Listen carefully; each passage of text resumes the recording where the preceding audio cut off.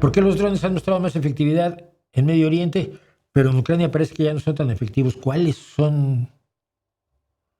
no son efectivos en Ucrania? Mira, en Ucrania está fabricando los mejores drones y lo está haciendo, Rusia les llama despreciativamente los drones hechos por amas de casa. Porque si hay gente que en sus casas tiene impresoras 3D, las compra por Amazon e imprime partes de drones. Los drones baratos, hechos por miles todos los días en Ucrania, están tirando los drones Shahed de $70,000 de Rusia. Está haciendo inútiles los drones rusos. Hoy veía yo es que déjame ver si lo encuentro porque te lo puedo enseñar. Me llamó mucho la atención. Un dron de las amas de casa, y lo dice de broma el que hace el tuit original, un dron de amas de casa derriba un carísimo dron ruso.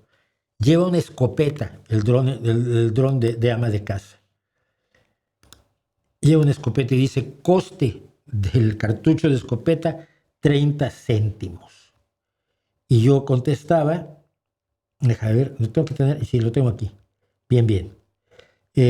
Coste del dron ruso que se retiró con esos 30 céntimos, $70,000. Vea, le voy a descargar este video para que veas los drones de las amas de casa y no digas que no están siendo útiles los drones ucranianos. Entonces, los drones están cambiando la guerra totalmente. Y mientras más baratos, yo comentaba cuando lo de los ucranianos aquí en Gijón, que originalmente los drones Shahed 136 le costaban a Rusia $200,000 cada uno y ahora están más baratos en $70,000, pero que te tiren 10 de esos con drones que valen 50 o 100 o $200, resulta que no es negocio para ti. Este que estás viendo, el que tiene las aspas, que es un cuadricóptero de estos comunes y corrientes, y está cazando a un dron ruso, que es el que ves como parece una avioneta al frente. Lo centra, tiene hasta el centro la mira, sube un poco, gira a la derecha, la mira está en su sitio, dispara esa escopeta y lo carga. El tuit original decía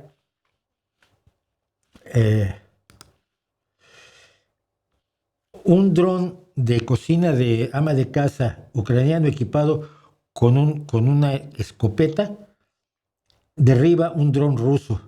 Costo del cartucho de la escopeta, 30 céntimos de dólar. Y a eso yo contesté, coste del dron ruso, alrededor de $70,000.